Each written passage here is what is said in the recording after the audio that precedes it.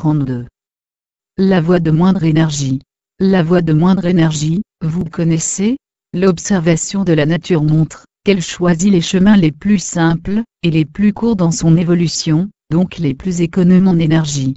En physique, on peut rapprocher ce fondement du principe de moindre action. Une quantité physique en mouvement possède une action optimale entre deux instants.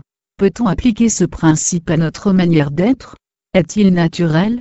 Après tout, ne sommes-nous pas élaborés par la nature? Quant au naturel, il semble qu'on l'ait chassé depuis longtemps, et il ne revient pas au galop. Mais nous avons le libre arbitre, donc le libre choix de le réactiver. Voyons ce que cette voie de moindre énergie peut signifier dans notre quotidien. Pour en comprendre les mécanismes, l'observer au mieux, et la rendre optimale, il faut la capter en amont, d'où elle se répand depuis sa source.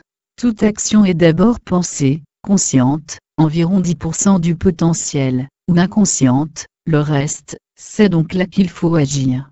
Il existe, ou bien l'on connaît pour les avoir vécus, ces instants inexprimables, indicibles et pourtant merveilleux, magiques, qui s'imposent par leur douceur, souvent sans être invités, souhaités, voulus ardemment.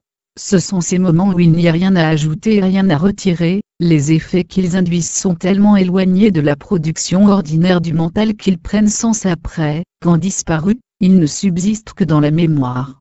Serait-il possible de produire cela volontairement, consciemment, ou du moins s'en approcher? On connaît bien maintenant la pratique de l'attention ou de la respiration consciente. Exerçant l'un ou l'autre, on peut éprouver le calme, la tranquillité, voire la sérénité qui en émane. On peut alors ressentir et apprécier cette énergie minimum. Mais prenons garde, la voie est étroite et la sortie de route aisée. L'erreur la plus commune consiste à se laisser happer par les pensées parasites, et la persévérance dans cet égarement surgit lorsque l'on veut les combattre, et les éloigner par un effort de la volonté. Quelles en sont les conséquences? L'attention se heurte aux pensées parasites, peine à s'installer, voire disparaît, laissant éventuellement place à la concentration, avide d'énergie pour se maintenir.